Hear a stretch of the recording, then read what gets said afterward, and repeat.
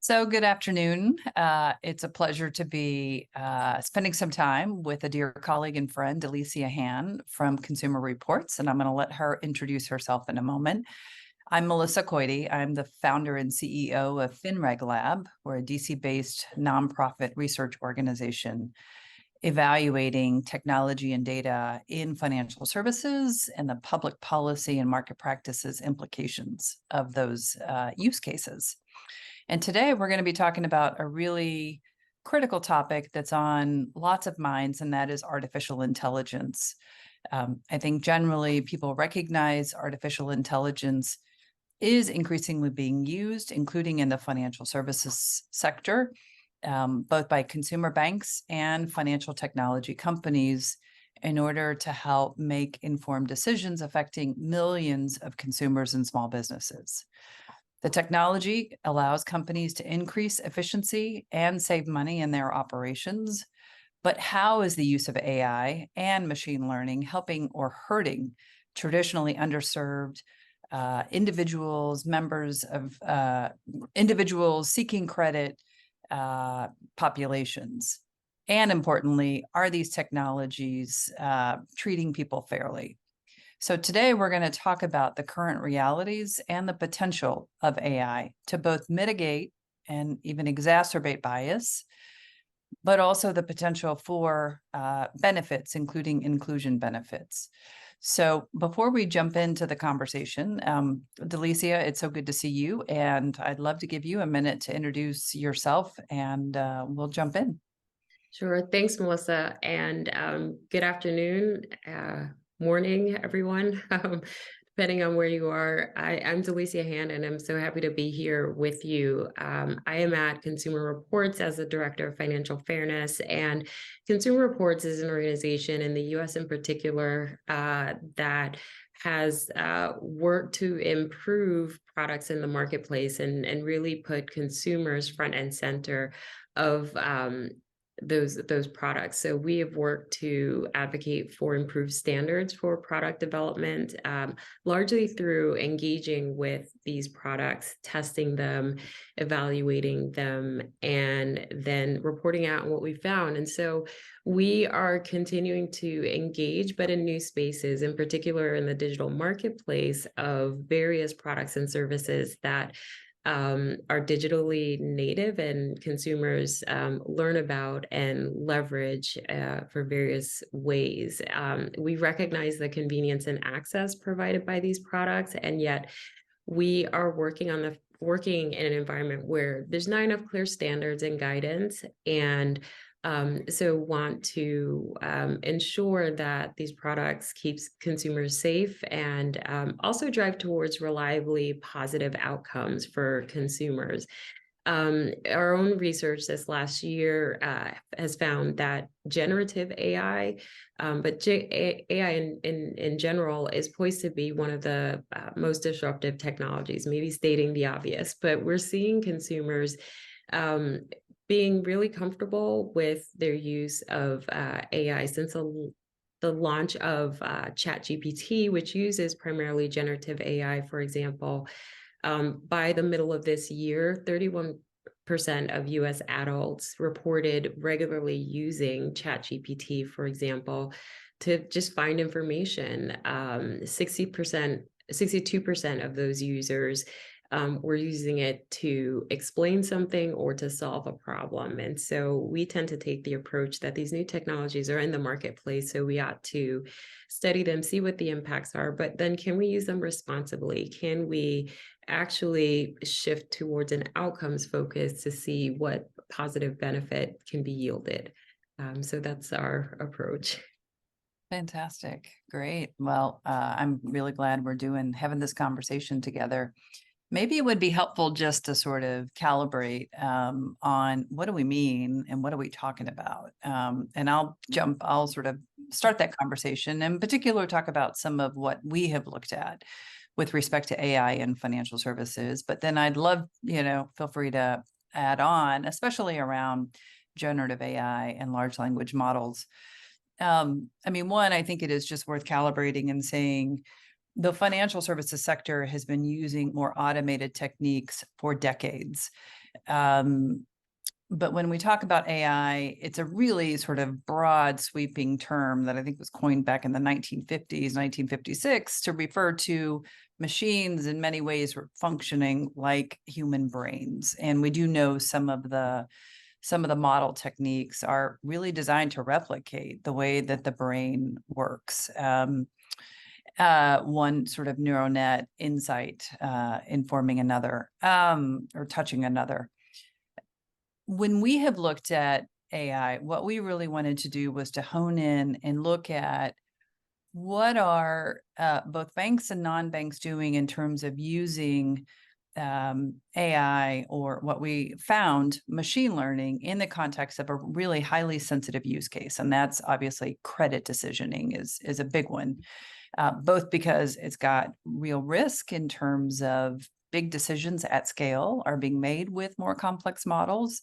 And so you have the risk of, potentially continuing to result in exclusion and bias and unfairness. On the other hand, it also, from a scale standpoint, if machine learning and more automated techniques can actually result in more inclusion, both accurate prediction, but also more nuanced understanding of borrowers, and really being able to discern, both on the data that are used, but on the models, who's eligible. Theory goes, you might actually be able to bring more people into responsible credit. And so we honed in on machine learning. And there, what we found is banks and fintechs are using machine learning algorithms, but very much supervised machine learning algorithms, in order to both extract an understanding, a more accurate understanding of risk, and in some cases also with motivation to be bringing in other types of data, other types of financial information for inclusion purposes. And so there is sort of one application of AI specifically being used in one of these really high risk, but also high return applications. Delicia, do you want to share your perspective on, what are we talking about when we're talking about AI, and, what are you all looking at? I know we're going to get into that a little more in a bit. Yeah, sure. And so, as you mentioned, AI is integrated across many core operational functions in financial services, both machine learning as well as generative AI, or really we're talking about the use of large language models such as GPT or BERT. There are a few models that are out there that are being used, which are really driving, I would say, the consumer experience and engagement, and leveraging the data in many ways. And so, from a creating conversational agents, they're being leveraged as chatbots and virtual assistants. As I mentioned earlier, helping consumers to find information. It's also being used in behavioral analysis. So more, I would say, complex sentiment analysis, which leverage the consumer data that live in these interactions and product delivery environments and apps, where companies are both using the information to evaluate the consumer experience and also deliver more personalized products. And so we have observed it being used in the personalized banking space in particular, where the AI is being used to ostensibly help deliver better product to consumers, but we can see where there are risks of really targeting certain products to consumers, right? So leveraging coded bias that may exist based on where a consumer is in a certain zip code, and targeting or directing products which may be high cost or not be in the best interest of consumers. And we're even seeing tools and being built within a product environment to help with this, all in the notion of, well, you can get smarter leveraging these AI tools. So those are some of the things that we're seeing in the context of financial services on the Gen AI side. Yeah, no, that helps. I will say, you and I haven't talked about this, but I'm just coming back from a conference this morning with CDFIs, Community Development Financial Institutions, which in the US may be for profit or not for profit, but they are by definition um, serving low to moderate income communities, as well as this was a conference of minority depository institutions. And I had two really interesting hallway discussions with people who said to me, yeah, we're trying it out. These are small. One was a bank, actually both were banks as I think about it, but very small institutions. And I think still quite sensitive to like consumer interfacing potential use case, but absolutely thinking about how they might how they might access the data. And again, not again, but this gets to sort of where did the data sit, but how they might put the data in a cloud computing capability, and then frankly, do some of their own analytics on what their, credit loan portfolio looks like. And I just found that really interesting that even smaller Yeah. institutions where we would say, they may not have, as compared to a larger bank, the resources to really deploy this, they're already moving in. And I found that to be quite interesting. I don't know. Did you want to add on something or? Gosh, I mean, that's, on the one hand, I think it is quite important for smaller financial institutions to get in the game. And on the other hand, knowing, just how complicated or how, Complexity. yeah, it, gosh, it made me shudder a little bit. So on the one I hand, felt mixed as well. Like, all right, yeah, and this is precisely why I think, we've seen regulators move a little bit forward and trying to provide a little bit more guidance, but it's still not enough. We need, I think, some clearer rules of the road about what model risk management approaches make sense. We definitely need some clarity there. Yeah, no, I feel the same way, and I might be jumping us a little bit, but and we do want to talk about some of these high risk use cases, but I underscore your points. If this is happening at the smaller institution level, we really do need the regulators to themselves, you know, be up to speed on it, show they're up to speed on it, and really be thinking about whether it's on the model risk side all the way to the consumer protection side, that they really are helping to give guidance around the safe use. Mm. Now, having said that, we've spent a bunch of time on machine learning as a form of AI in credit decisioning, which I shared. Right. Um, some of the things that we were looking at were questions around explainability, because in the US, you do have to actually generate an explanation for a credit decision, pricing difference that the consumer is getting. And then, of course, you have, ECOA and fair lending obligations as well.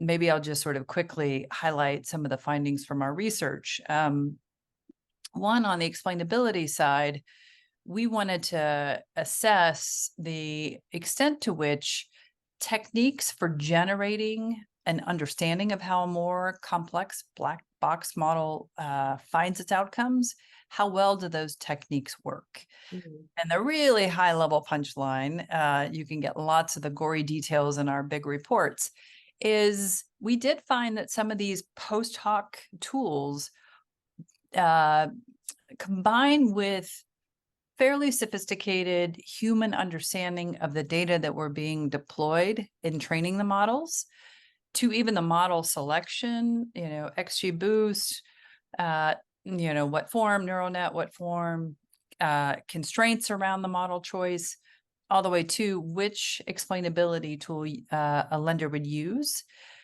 But there was the ability to generate explanations that really were credible and had high level of confidence. And again, check out our report for how we defined ground truth to do that evaluation. But that was pretty encouraging to us. We also wanted to interrogate the question of, well, could machine learning or more automated approaches that are coming on the scene, in part driven by machine learning. Joint optimization is one of the techniques. Could some of these approaches actually enable lenders to find models that ultimately resulted in fairer, more inclusive outcomes? And what we did there is we compared some of these machine learning and more automated approaches against the more traditional way that a lender would find a fair model outcome. And that's the sort of, you look to see what in your data may be correlating with protected class, and then you drop or you reweight or you perturb your model in certain ways. And there we were really encouraged to see that these newer techniques actually were landing with models that would result in fairer, more inclusive outcomes. And so that was really encouraging from our standpoint too. And you think about, large institutions moving into these more sophisticated, or small institutions for that matter. But with the data, with the human oversight, those were really encouraging outcomes. Lots more questions underneath that though, including the extent to which a model needs to understand or approximate for protected class in order to do this sort of joint optimization technique. Those are raising really good and important questions around, prohibition on using protected class information. And so this is just another place where, regulatory engagement, legal engagement around how are these potential advances that have real sort of prediction, increase accuracy, as well as a potential for greater fairness and inclusion accuracy, where do the laws as well as the policies and regulations need to catch up? But if we pull back a little bit, we are all really worried about bias and the sort of, complex nature of some of these models. So Delicia, what are some of the ways, as you sort of, I know you've been thinking about this a lot, some of the ways in which bias may manifest in AI-driven processes? Sure. I mean, first of all, I would say the research that FinReg Lab is doing is just so incredibly timely and also well needed. This is complex stuff. And so effectively, what you're talking about in terms of bias from a legal perspective, you're talking about disparate treatment and disparate impact. And so the act of intentionally treating someone differently on some kind of prohibited basis, race, religion, etc. And so with models, disparate treatment can occur at the input or design stage, for example, by incorporating one of these prohibited bases, such Elements. Yeah.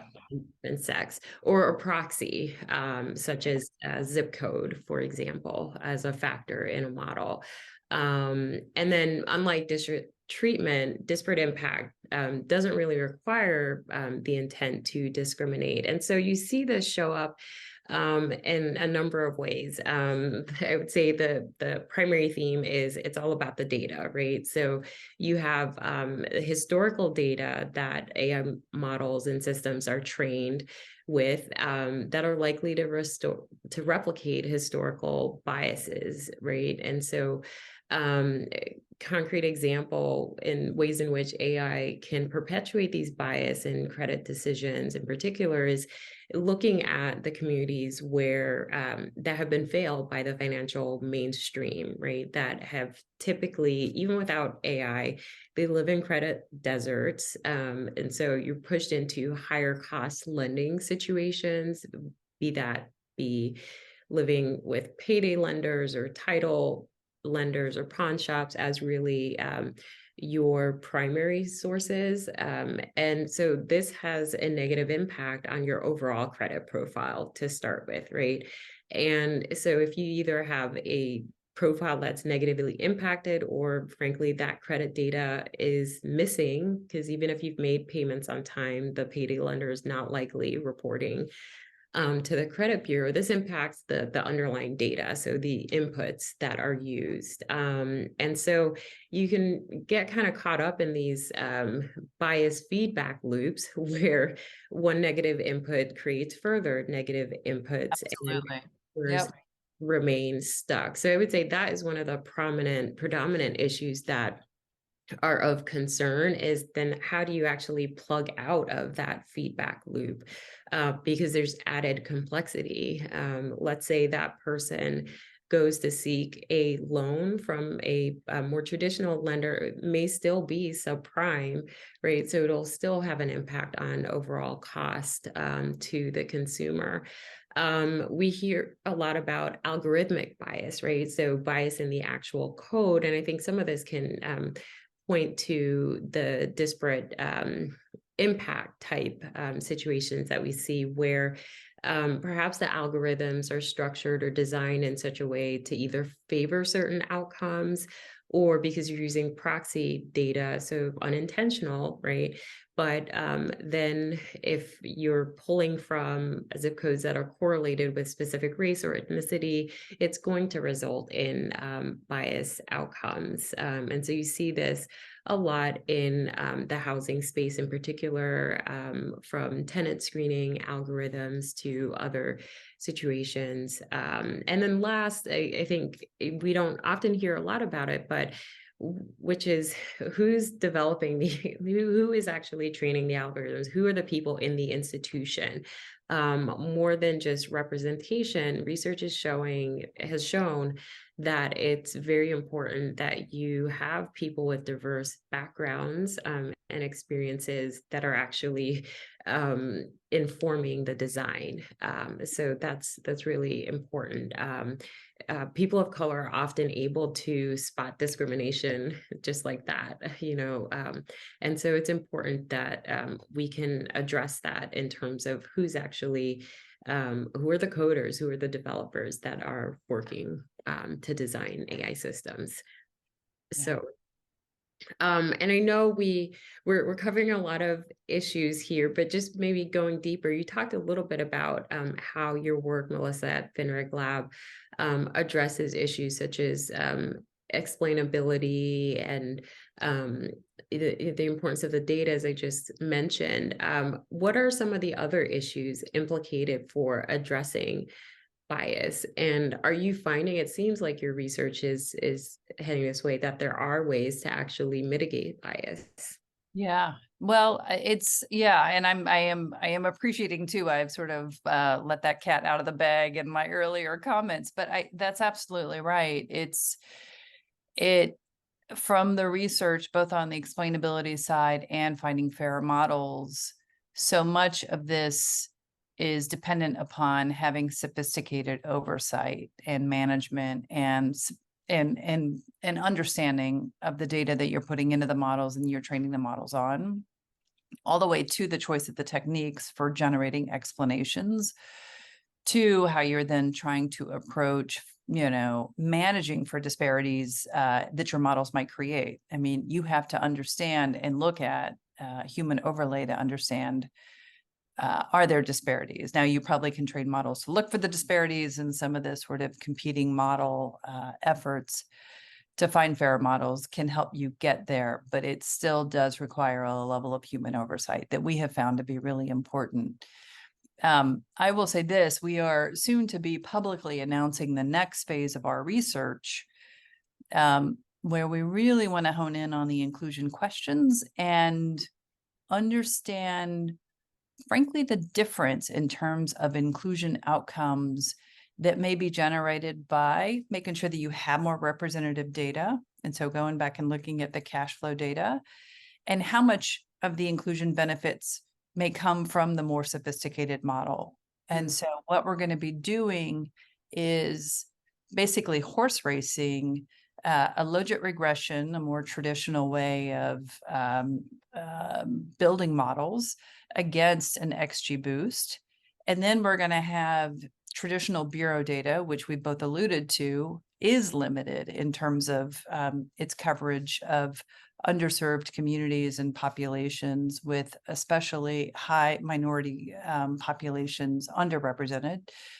But yet we do have more representation within transaction data, simply because more people, minority, protected class populations, are more likely to have transaction accounts than necessarily to have had a credit account. And so we're going to horse race those different models, bureau data alone, bureau data plus the cash flow data, to really understand where is the lift, the ability to accurately predict risk, but with this focus on which populations may be included accurately in a risk prediction under those different circumstances, the model versus the data. So more to come. We will be releasing that research in 2024. So maybe we can come back next year and then talk more about what that research generates for us. Absolutely. So I know we're going to get short on time, and you have some interesting work that you all are doing that I think would be good for the audience to hear about too, using AI to actually drive solutions and positive outcomes for consumers. You want to share a little bit about what that work is and what some of the possibilities are, how AI, I'm hearing it increasingly, AI for good, which I think what you've been working on is really getting at that. Sure. We are just at very nascent stages of this, but we are, I would say, in the privacy and consumer financial data space, starting to explore the capabilities of generative AI. And so we have what we're calling a privacy butler. It's an app that we've had out actually for a couple of years, but we are now powering that with generative AI. So it's almost as if we have Oh, this cool. powerful battery pack that enables us to assess a consumer's privacy footprint. Where is their data? What are the companies that have it? And then this is sort of the digital agentic approach that we're building for many use cases, helping the consumer to actually get some of that data back. So facilitating requests to delete, to close accounts, or to limit sharing, future sharing, and selling of their data. And so, anticipating the CFPB's 1033 rule, we're going to be expanding that footprint to specifically recapture and help consumers limit their financial data footprint. We've all been connected to some kind of servicer, whether it's student loan or mortgages, and they change hands. This means that consumer data is in multiple places all over the ecosystem, without consumers actually knowing who has it. And then how do you actually pull that back? And so we will be looking to build out those capabilities. But again, what I think is just the most really kind of interesting part of this, in addition to what we're trying to do, is that we are going to be powering this through the use of generative AI. Then further down the road, we want to really leverage more the analytic capabilities and creative capabilities to see if we can actually help consumers solve problems where they get stuck in the financial marketplace. Can we better route them quicker, faster, to solve some of these problems? So Oh, lots cool. to come. Yeah. And I've said this to you privately, but I can't think of a better organization to be doing this kind of work than Consumer Reports. So, and somebody who comes from the CFPB, your own personal background. So I'm looking forward to learning more about that. I know I'm mindful of the time, and I think maybe we just want to leave the listeners with, where to go to find out more about our work and our efforts. And so for FinReg Lab, go to finreglab.org. You can find the very deep dive, what I've been starting to shorthand, where we show our math in terms of how we've been doing all of these empirical analyses of the models and these post hoc techniques. Please go and check out our work there. We've also done substantial evaluation of the legal and the policy implications of these more sophisticated approaches. And so you'll find our policy analysis both on the machine learning work, but also the deep dive that we've done today on looking at cash flow data and its potential for inclusion on our website. Delicia, do you want to tell listeners where to go to learn more about what you all are doing too? Sure. So for some of our reports where we've tested fintech apps and are looking at various principle-based things, go to cr.org/digital finance. And then go to your mobile app store, whether that's Google or Android or or Apple, and look up permission slip. This is your own privacy butler, AI powered, and we will be building out for financial services data as well. Super. Well, this has been fantastic. And I didn't say at the start, but we're really glad to be a part of Financial Inclusion Week and to be able to share some of the work that we've been doing. So thanks to the team who have put together Financial Inclusion Week, the Center for Financial Inclusion, and lots of their partners and colleagues. And thank you, Delicia, for joining me in this good conversation.